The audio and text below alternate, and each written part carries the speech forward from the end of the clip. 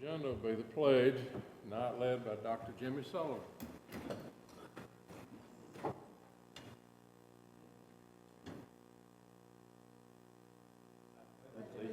To the flag of the United States of America, and to the republic for which it stands, one nation, under God, indivisible, with liberty and justice for all. Thank you, Dr. Sullivan.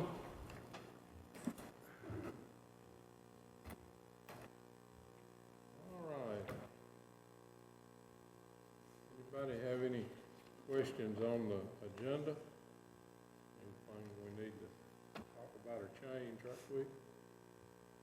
One thing I saw was on transportation, looks like bus 185 is listed twice. 185, Yes, sir.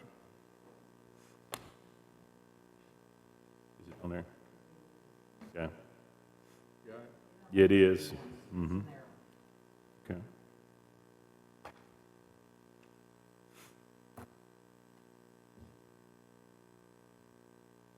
Okay. What about the consent agenda? Anything? All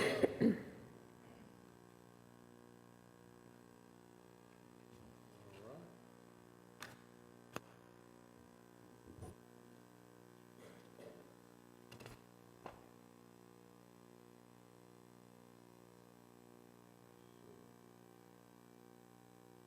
We'll, number 6, be the Board of Distinction presentation Thursday night.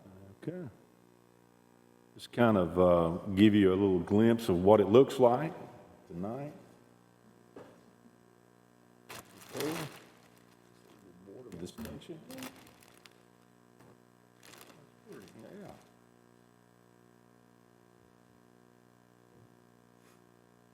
Okay, number 7 there, project.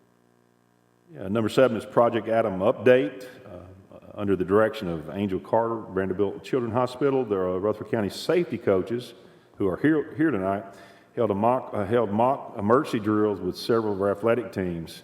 A similar mock emergency drill will be demonstrated following by video, a recent drill at one of our schools. One of you guys want to come up and speak for the group? Thank you, Mr. Spurlock, and members of the board for the opportunity to share. Obviously, tonight's a great example of where safety can come into play because of outdoor activities and trying to make sure things are communicated and people are prepared. I think tonight that has certainly been the case.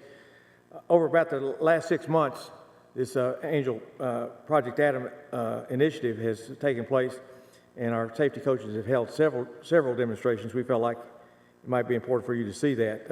Our goal is to, over a 3-year period, we have something in the neighborhood of 350 athletic teams. To do that in a month or 2 time period, even with 5 athletic coaches doing that, is probably a little bit more we can do. So over a 3-year period of time, we anticipate making sure every head coach of every sport goes through this drill concept. And then every year we have a new coach come on board. The new coaches will be required to do that, to take place. As you're going to see, everything doesn't always go just exactly as it's planned. So you're going to see a few things that aren't as they should be done, and somebody's going to find a way to get them corrected and hopefully get this thing right. So we were going to have our demonstration, and then at that point in time, we'll have a video.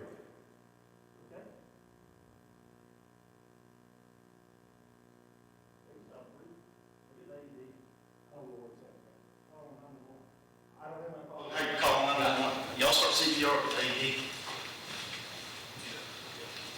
You see it. One down the right by the other.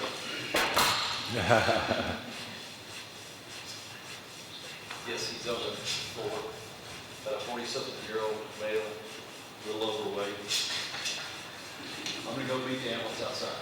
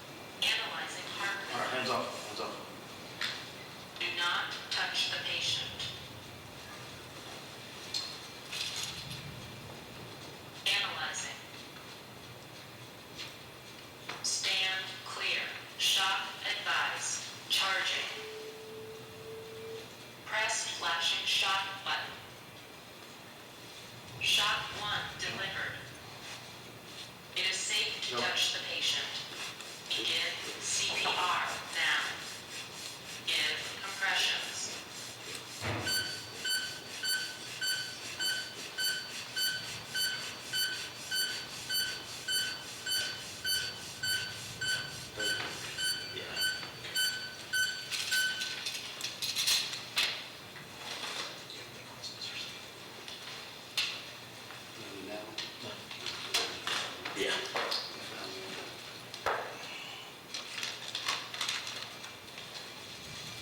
Hi, Mr. Harris.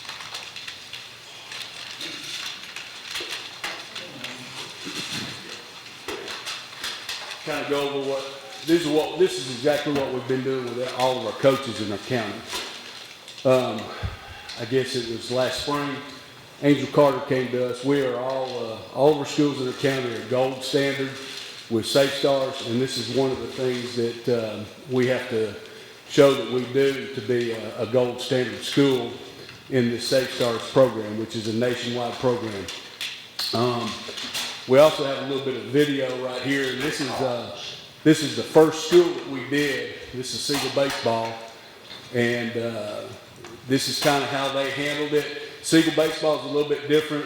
Coach Revis had a student die last summer right after he graduated.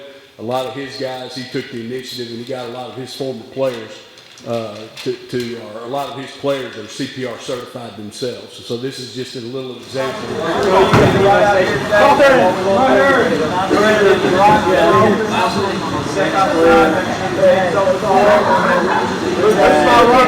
This my runners to there. Y'all just go in there to that door like y'all run.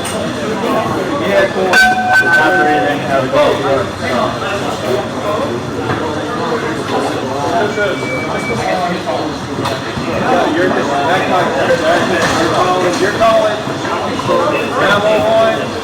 Tell them that somebody got hit in the chest with a baseball. They're out. You got your phone. Call. Act like you're calling. Who's running against the trainer? Athletic trainer.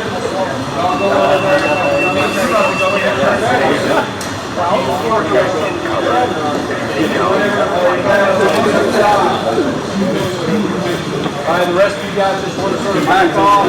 Make sure. All right. Exactly as shown in the picture. Press firmly to patient Some of the things that we've learned, just like we learned tonight, there's not a pair of scissors in you guys' AED here in the building. So now you're scrambling to try to find something. You're wasting time to try to get a shirt off of somebody that's having a heart attack or a sudden cardiac problem. So there's a problem that we found here just by running the drill in your building. The things that we have found on a lot of the teams is sometimes the school's AEDs are too far away. The drop to shock time is supposed to be under 3 minutes. We've had them as quick as a minute 30 in some of the drills that we've done with our coaches. We've had them as high as almost 7 minutes, 6.5 to 7 minutes, because the AED was so far away. So what we're learning is, the great thing about it is it's not a gotcha, catch you type of deal. We're learning as well as the coaches are learning as we go through the drill. One of the things that Siegel Baseball found out was this: when the EMS people arrived and they arrived on the scene, they started asking questions. As soon as they started asking questions, the people performing CPR stopped, turned, and looked up at them. Well, you're not supposed to. You're supposed to continue CPR, answering the questions until EMS tells you that they're going to take over. So these are a lot of the things that our coaches are learning in these drills as we're going through them. We appreciate you guys' support and your time tonight. Thank you guys very much. Thank you.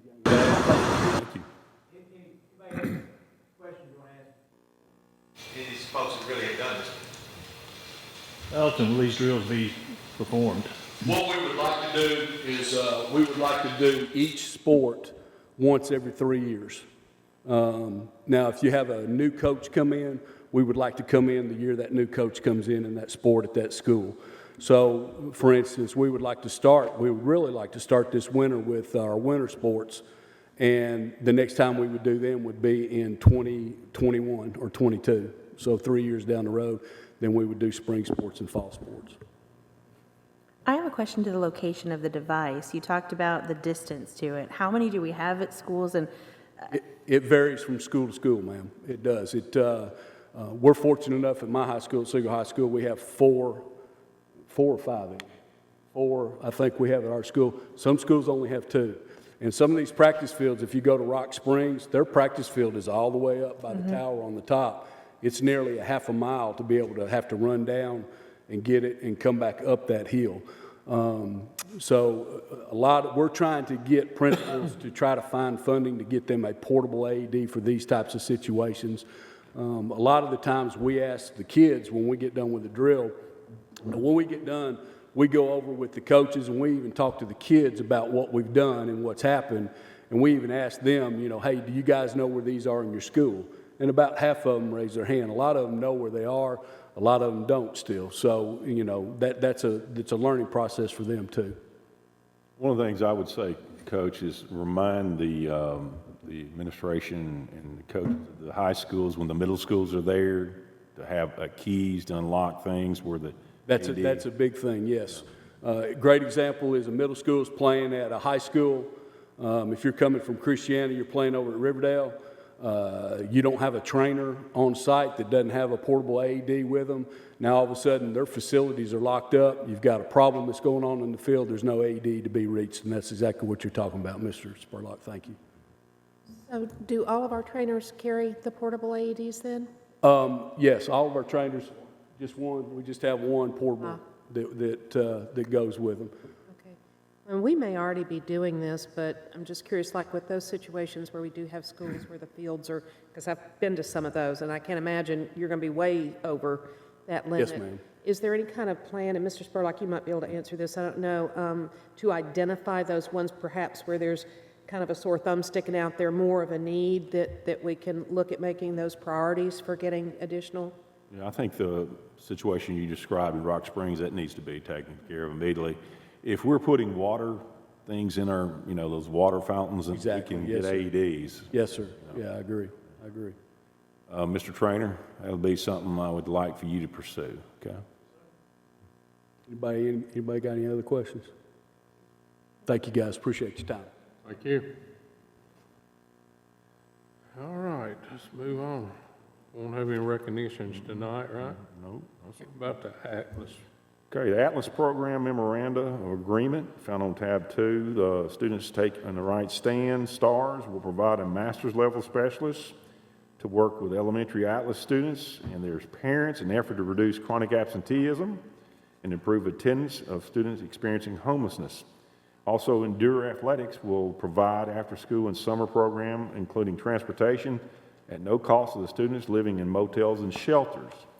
The Boys and Girls Club will provide summer programming in Smyrna and in Murfreesboro at no cost to the students who qualify for Atlas program.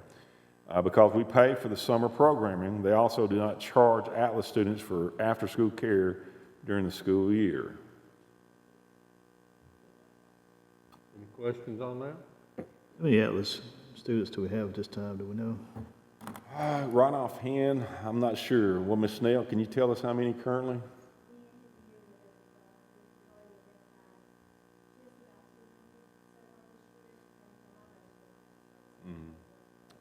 You know, getting access to Skyward and all the opening new schools and all that, it's delaying some of that, but, yeah. We have a lot of decrease, increase, a little fluctuation, or is it pretty steady throughout the year? Well, we identify students every day throughout the school year. So we start with none at the beginning of the school year and identify throughout the year. So it increases, but that's just a matter of time and getting them all identified. Since you've been over the program, how have you seen the trajectory going up in Rutherford County, or staying about the same, or? We've had over 1,200 every year for the past 4 years. Last year was 1,206. The year before that it was 1,250. The 2 years before that, each of the 2 years, it was 1,266. So it's been a slight decrease in the last few years. Before that, we were increasing by at least 100 every year. I don't think it's a decrease in number of homeless people in the community. I just think it's some difficulty in identification or. Can you kind of go over real briefly how you want to come up to the mic and kind of tell us how so that everybody is clear on designation of Atlas?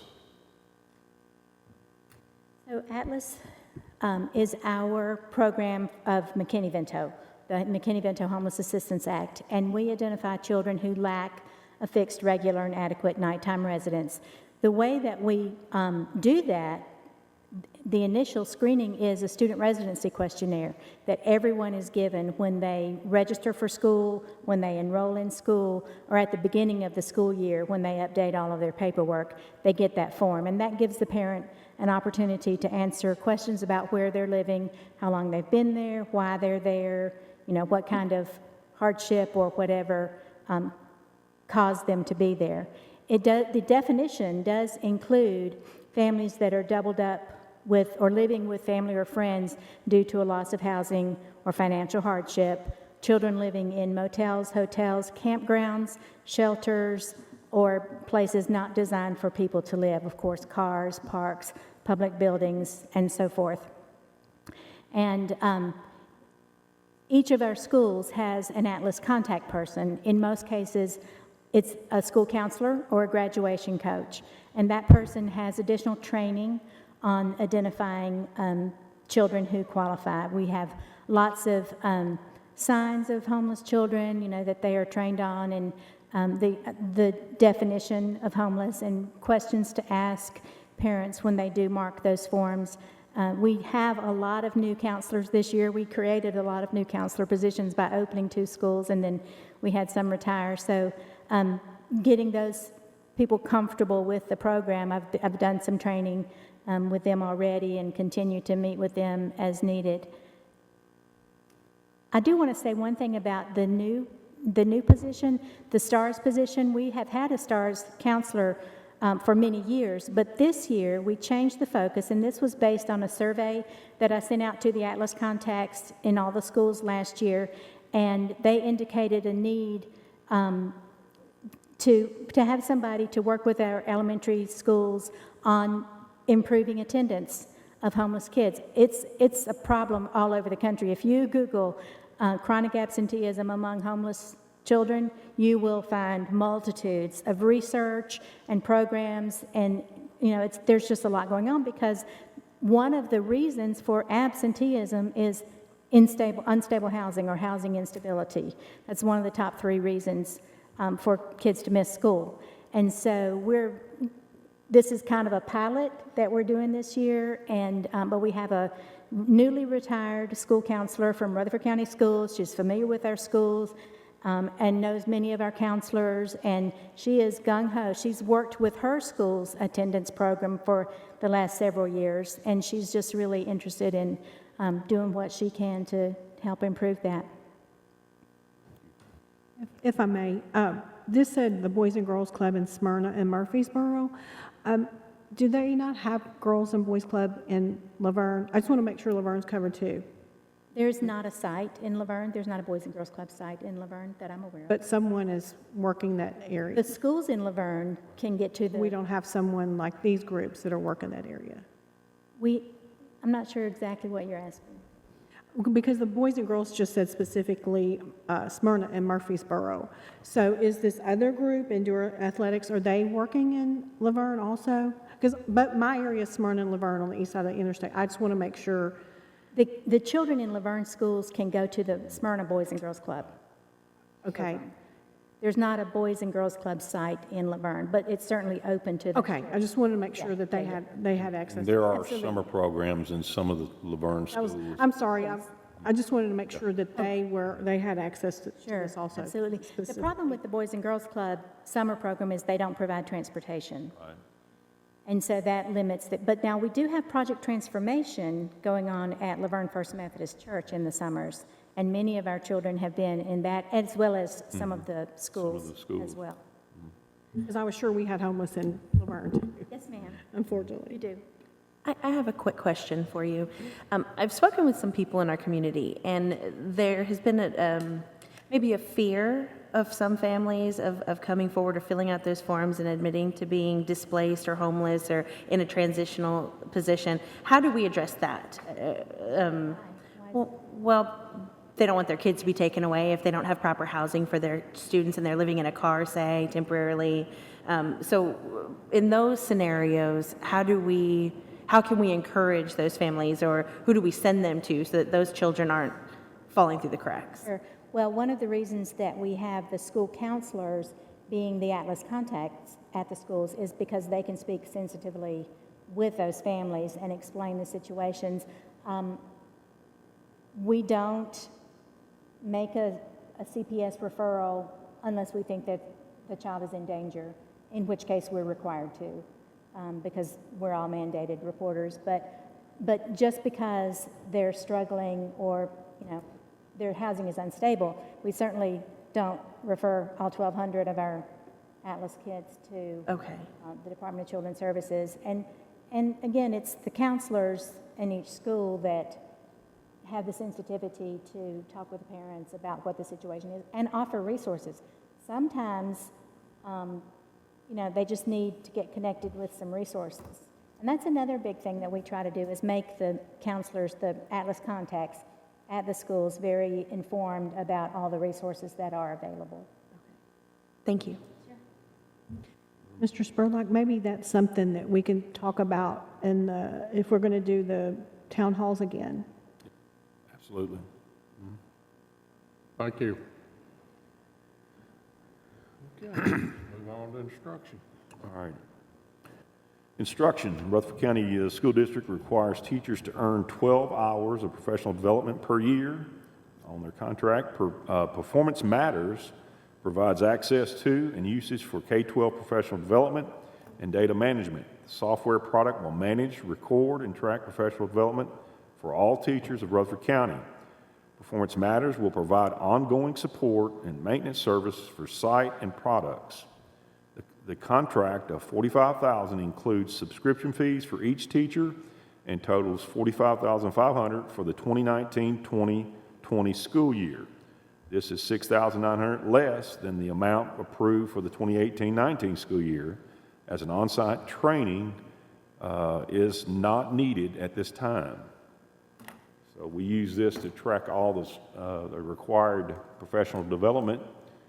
And I think we've used this obviously in the past, but we're getting it at a reduced rate because we don't know additional training. I like that reduced rate. Keep that up, Mr. Sullivan. All right. Any questions? All right, let's move on to Mr. Carl. Mr. Chairman, before you move on, I wonder if I might just request exactly. Can you give me some ideas of what Performance Matters does?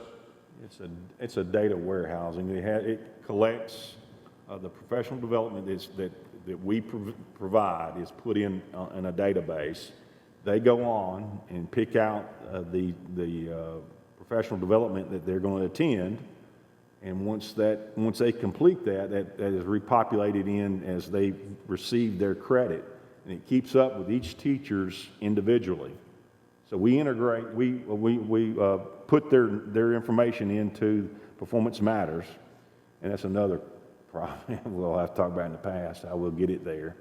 We get it there now, but there's some things we can do it more efficiently. And that tracks them, and it gives them an update where they can log in and see where they are in terms of meeting that requirement. Without that, we're talking about how many teachers currently? 4,000, close to? 3,372. Okay. Mm-hmm. So without this, we'd have to hire another person to track all this. Yes, sir. Maybe a couple. And I'll add to that, we have to keep record of 7 years of their professional development records. And so this is part of that, keeping up with the 7 years. They use it for their professionalism rubric, and it gives our payroll record that each teacher has conducted their 12 hours, and so that they're paid for that as well, for their 2 school days. It's part of their contract. Not meeting the required is more than just losing funding. This also gets a ding on their license. So I don't guess anything has changed since I was in the classroom. They have to do 12 hours somewhere, if I remember right. We usually had maybe 4 things spread throughout the year, maybe, and then we got 3 credits for each one, that kind of thing. Usually 3 to 5 after school, like in the neighborhood. Mm-hmm. Correct, they have multiple opportunities. They can do it after school or summer conference, all types of ways to get their 12 hours. This is in addition to in-service training. They're not related, are they? Okay, and it's 2 days' pay, is that right? And if you don't do it, as he just said, you're in trouble, maybe. And you're not going to get your pay. Am I right so far? Going to be docked. Okay. All right. Now we'll move on to Mr. Carl Perkins, Career and Technical All right, this is Education Act. Carl Perkins Career and Technical Education Act. First of all, let me say that we do get money from that, but it's not enough. But Ms. Pilgrim does a great job with it, making sure she uses it effectively and efficiently.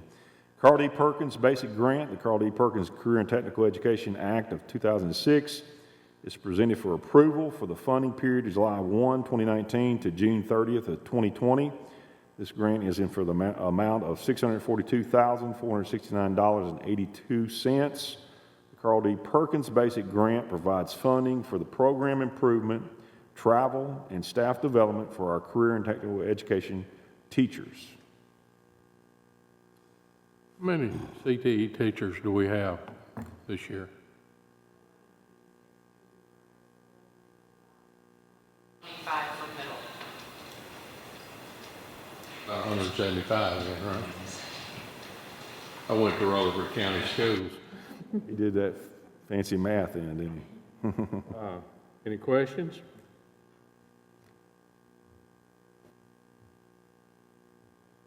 Okay.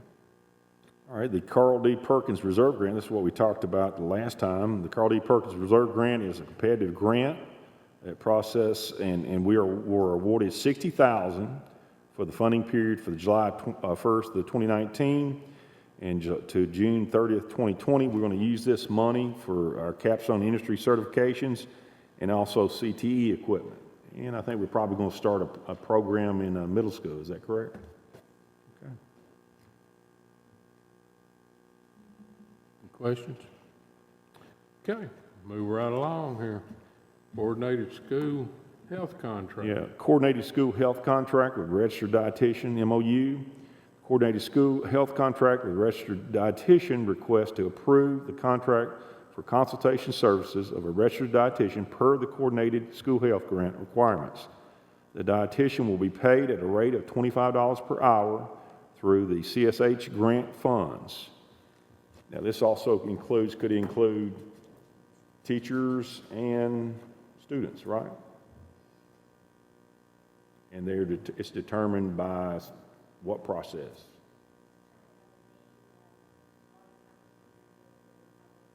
Mm-hmm.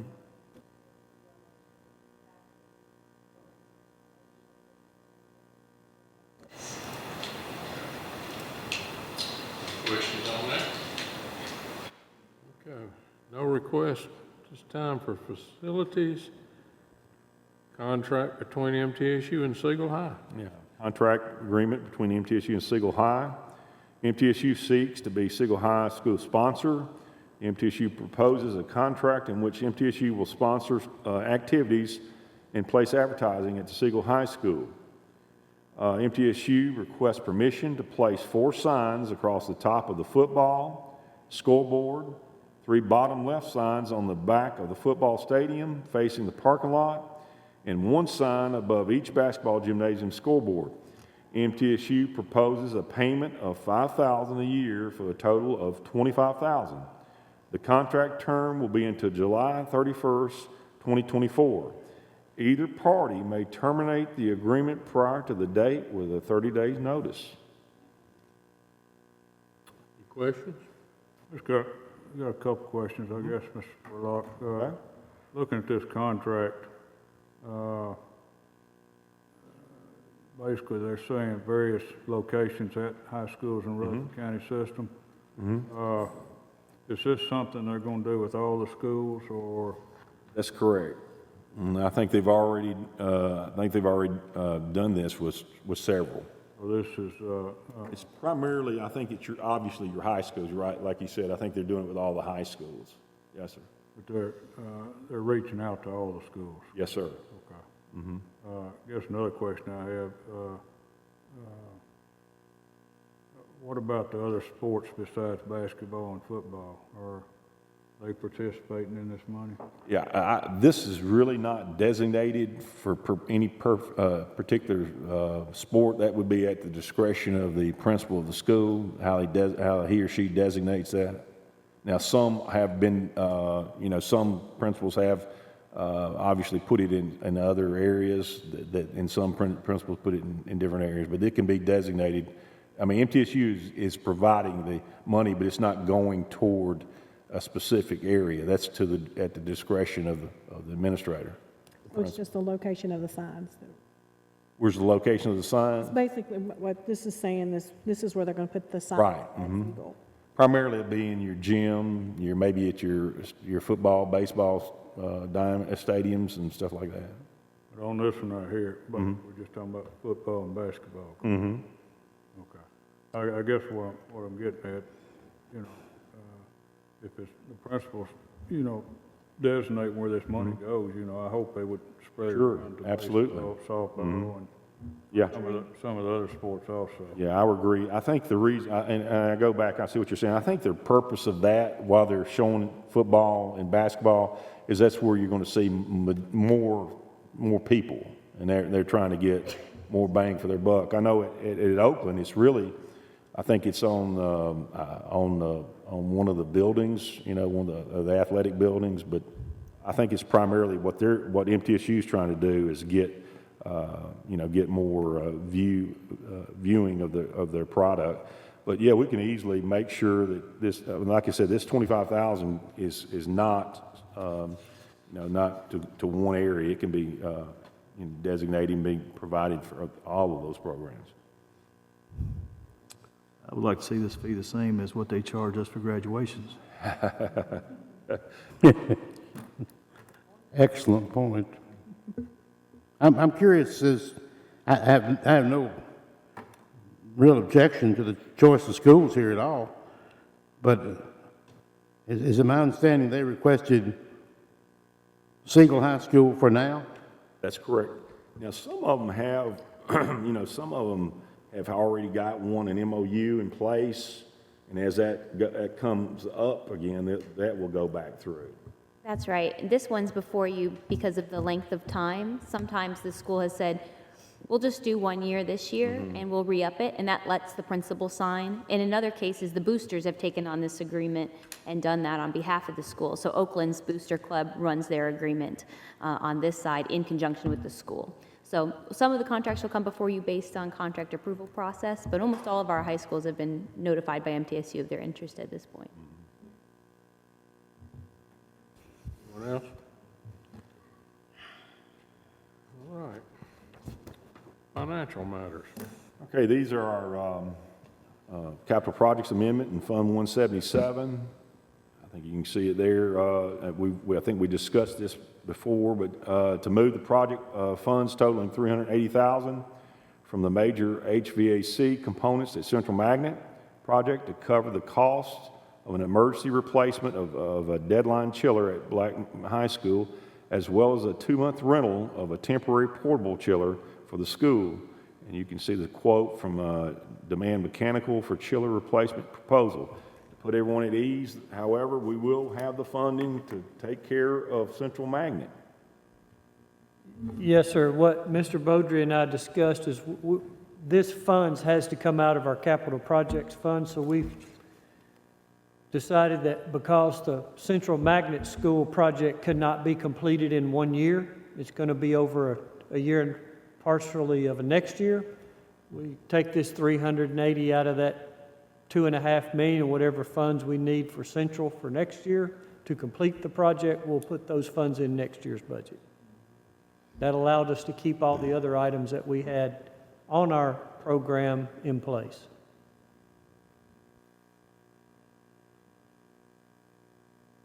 Anyone else? I thought we moved $500,000 from Central to Blackman. That was for the chiller. I mean, my apologies. It was for the cooling tower. Cooling tower. This is the chiller.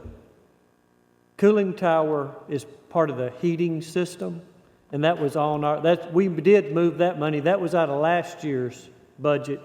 We moved that money to this year's budget and did Blackman.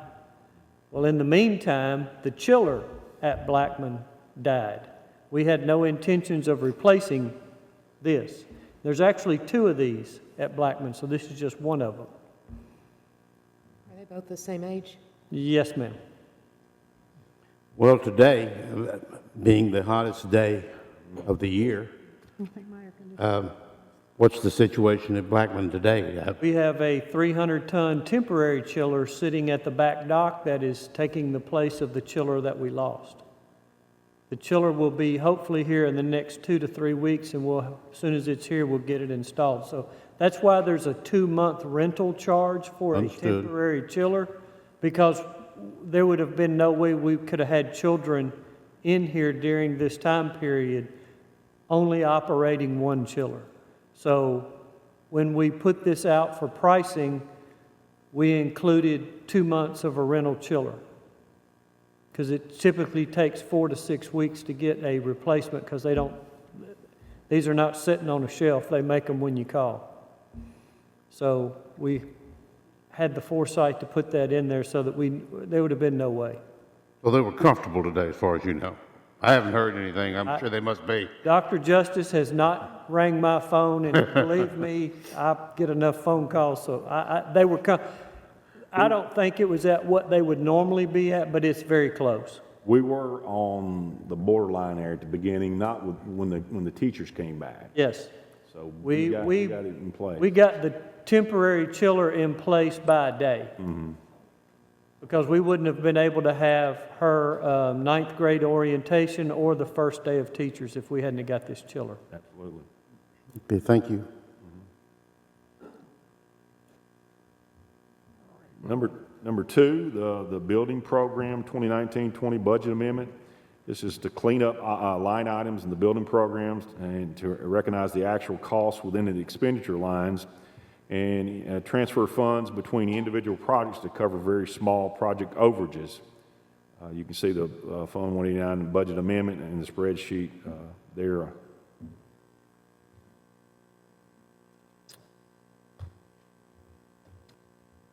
right, cafeteria fund.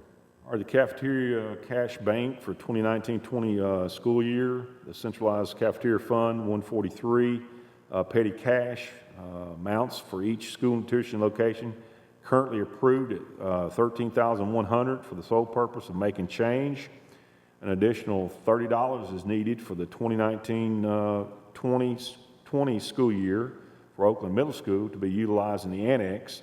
This will increase the total petty cash on hand to the amount of $13,130.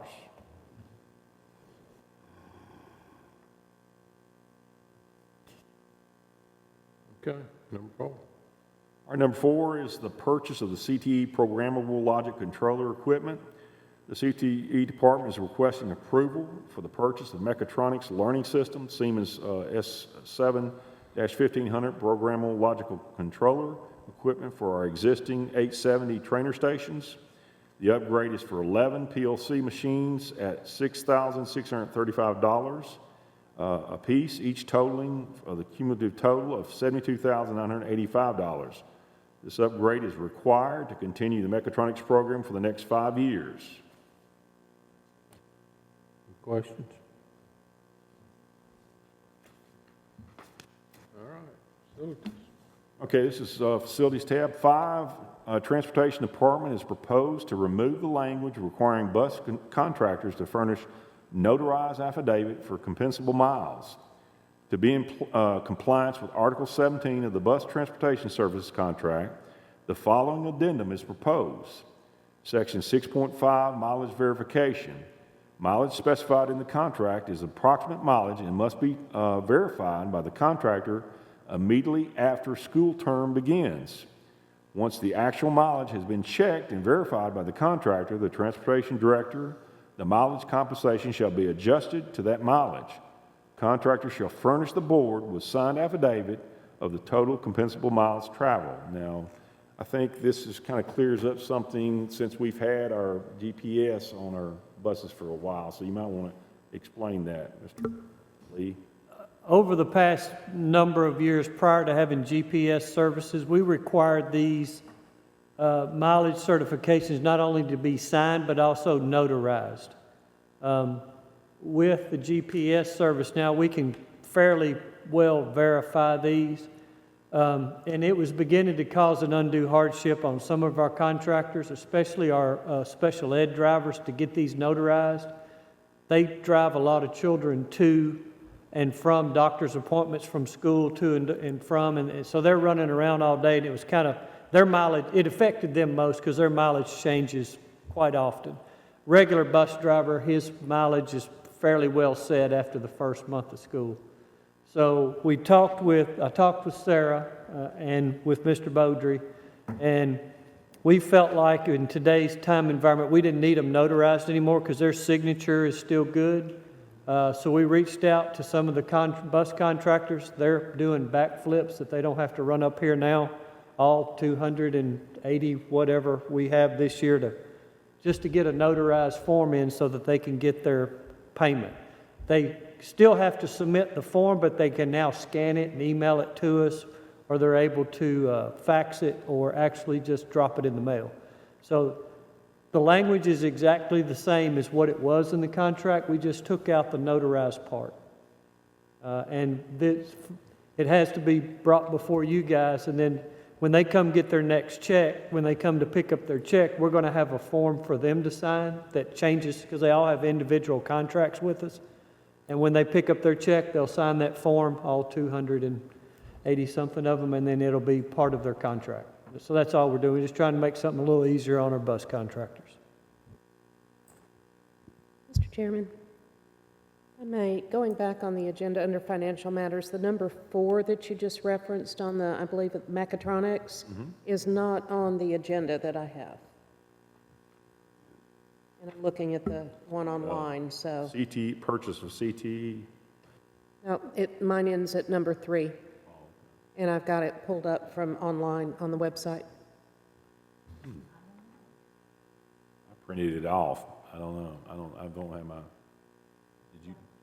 Same way, and I've refreshed it, sitting here, but it's not there either. I got it on mine. You got it?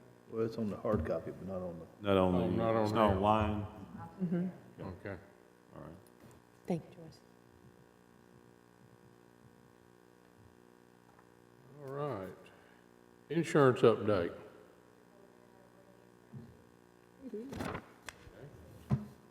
Director's update. Just, there's a couple of things, but I'm going to hold them to tomorrow, Thursday. But Dr. Anthony, you take us over a little bit about the retention rate of our teachers this past year. Sure. So we've had a busy hiring summer, 468 new certified employees. On average, the last 3 years, we've hired about 450 each summer. Of course, with 55 new teaching positions or certified positions at Rockville, 13 new at Rocky Fork, and then the additional ones that we've needed in the district. It's been a very busy year, but we've found great and excellent new educators. We've even reduced our number of job-embedded license, so we've been able to find people with teaching license. We've gone down from 60 to 38, so that's been excellent. And then we found that our signing bonuses has really made a great impact. Out of our 19 hired math teachers, they received their signing bonuses, and then especially we were able to gain 5 chemistry, 3 physics, with those hard to fill. And as you know, the state of Tennessee puts out 1 physics teacher graduate every year or every other year, 1 for the whole state. So that's really been a great recruitment tool. But the area that it's been the greatest recruitment area is for the ESL population.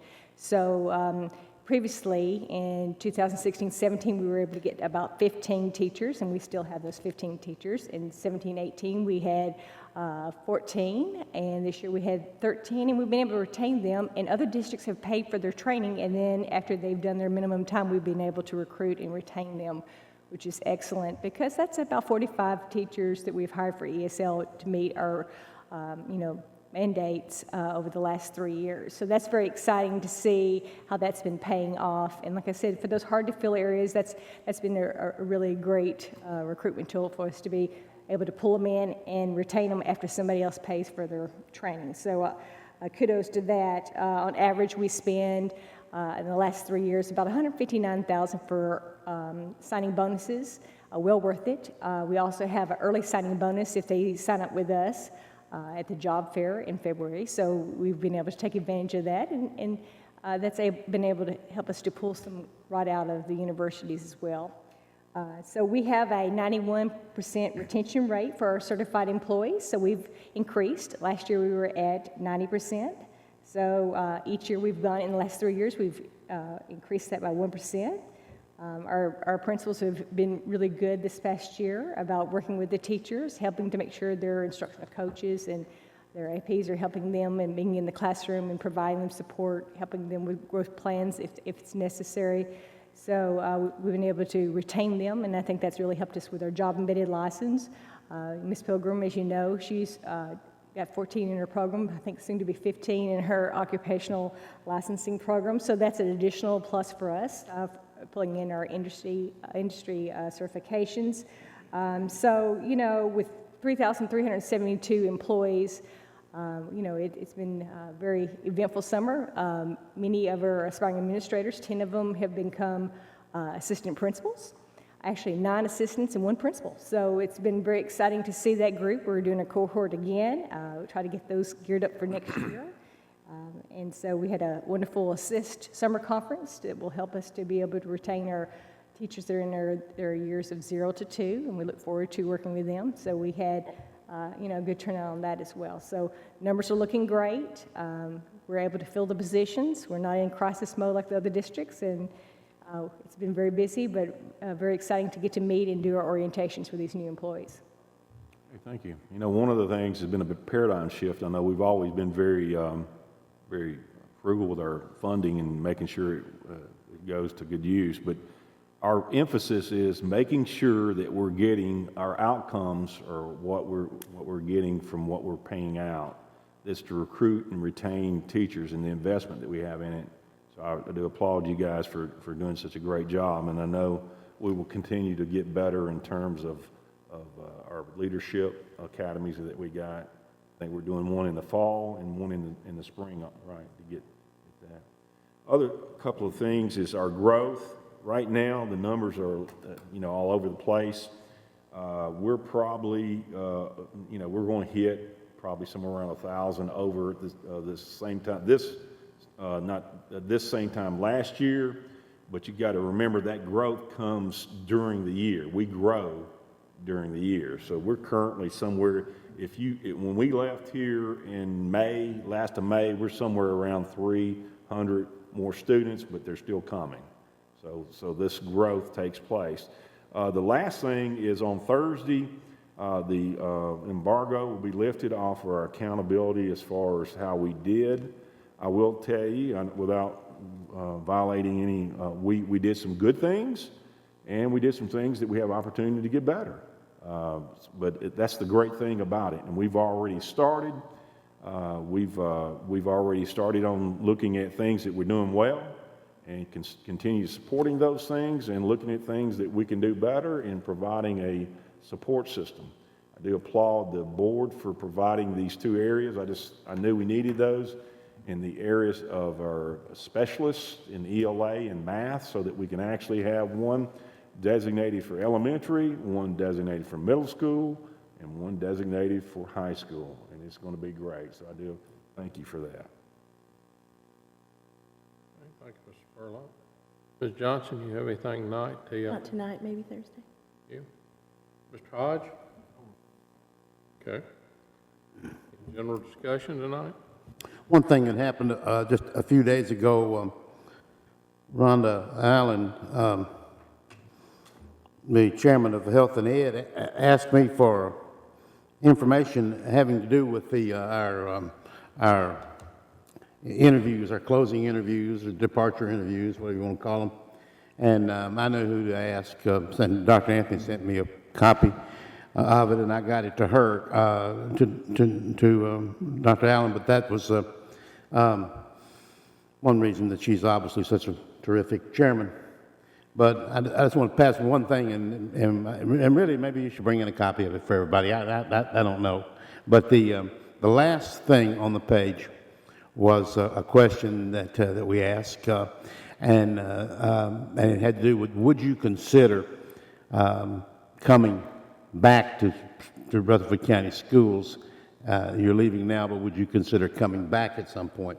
There was 470 interviews, I believe. That's correct?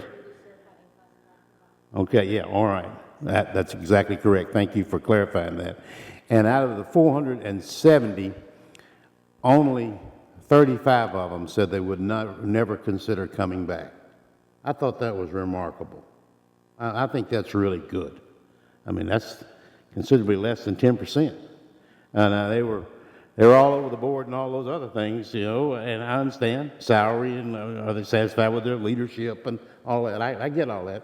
But they evidently were not dissatisfied enough It is good. to say they'd never come back. Only 35 people. I thought that was excellent.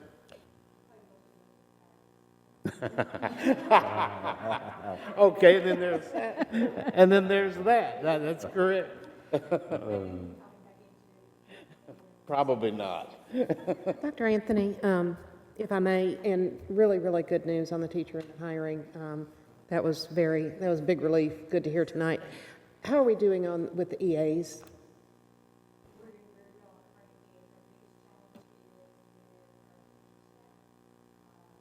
You know, different shifts of the day, different hours of trying to work.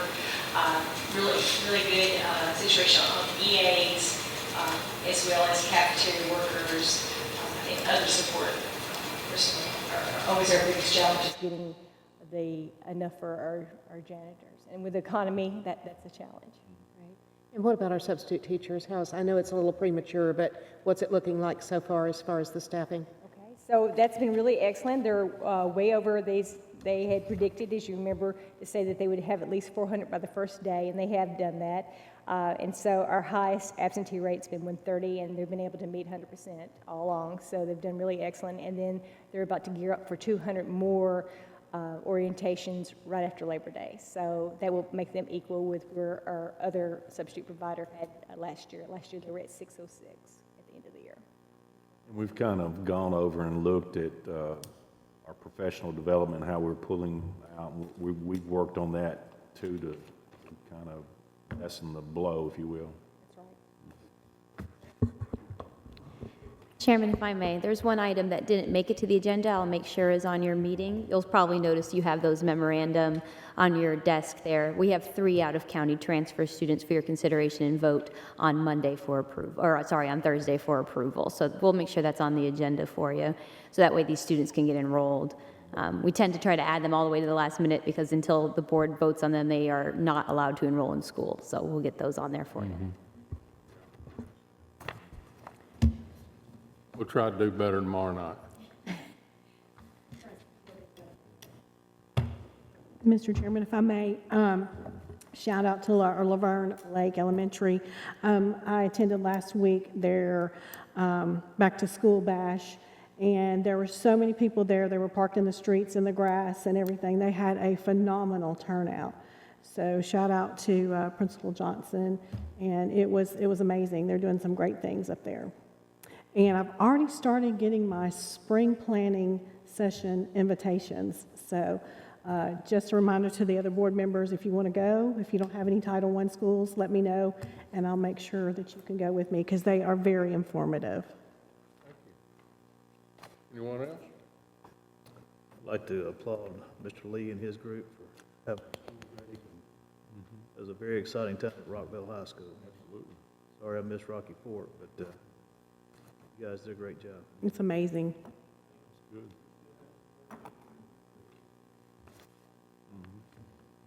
Principal did tell me today that this was the first day that he'd had no traffic complaints.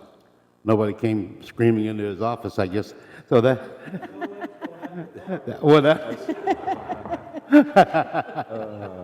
that sounded good today. Let's go with today. Always.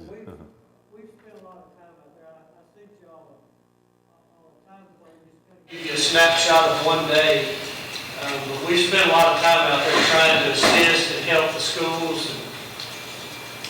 And the traffic that TDOT made us do, it did about what we thought it would, which is okay. We don't impede the flow of the cars that are passing through. But if you want to see something, Your updates have been very much appreciated, Mr. Lee, thank you. Unbelievable the number of cars that go through. Absolutely mind-blowing. If I may, I'm a parent who drives my children to school at Rockville. I've seen you out there, thank you. I'm very impressed at Mr. Barlow in the middle school, Mr. Luker, all the staff. You know, the 2-hour day was rough, but any first day of school for a new school is going to be rough. But I applaud everybody. I mean, it used to take us a good hour round trip to drop our kids off at the middle school. And now, I was telling Mr. Spurlock, it took us about 30 minutes this morning. And there's 99 is pretty clear. I mean, I don't understand what some of the confusion is out there, because we feel tremendously blessed by what's happened with the alterations to the road and all that flow coming onto the high school campus. There are some issues with our buses, but other than that, I think everything's done. You've done a great job, and I appreciate you. Okay, anyone else? Okay, nothing else, we'll be adjourned.